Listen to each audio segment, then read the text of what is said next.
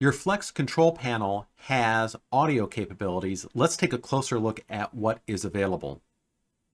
The first thing we're going to take a look at are the analog audio connections available on your Flex.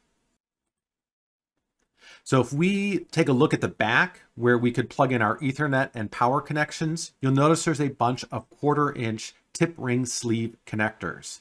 These are all analog audio inputs and outputs that you can use on your Flex to connect into your TriCaster system. All of these connectors work via NDI, so you do have to have your Flex connected via 1 gig Ethernet for these to operate correctly.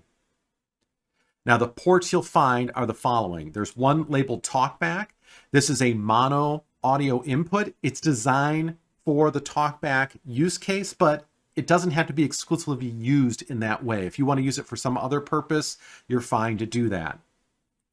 There's also an input called mic, which is also a mono audio input. I do want to point out that both of these are line level inputs. So even though the one says mic, it's not microphone audio level, it is line level. So make sure your microphone, if it is plugged in, is outputting a line level signal.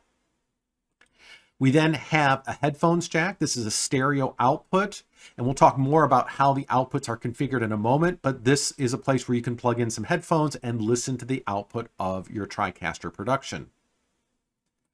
Then we've got 2 sets of stereo analog inputs. So there's a left and a right, and both of these can be brought in as separate pairs of inputs into your TriCaster.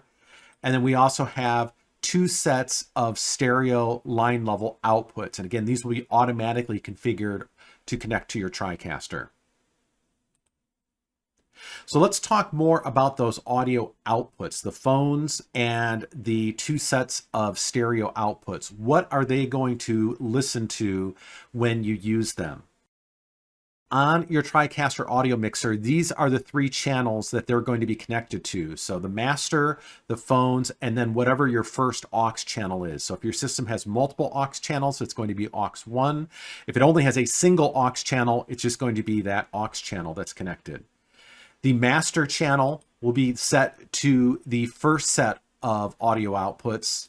The aux channel will be connected to the second set of audio outputs, and the headphone jack on the back will be connected to the phones connector. This is all automatic. You don't have to do anything in addition to make this work. When you connect your Flex to your TriCaster, these will automatically be set to the appropriate outputs off your audio mixer.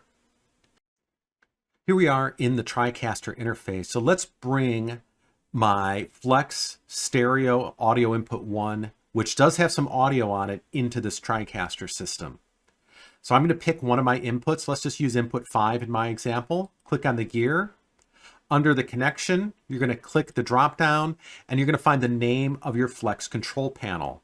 In my case, mine is named right here, Flex control panel, and you'll see all of the inputs listed. So you can pick any of the 4 inputs, whichever ones you have connected to audio sources, and attach it to this slider. So I'm going to use Flex in 1. When you do that, you can see there's audio appearing on that input, and then I can unmute it. You're not going to hear it in the recording, but you can see that audio is coming in and it is being directed out of my system. And again, the audio outputs are automatically configured on my Flex. I don't have to do anything extra to get audio out of my Flex to whatever system is plugged into those outputs.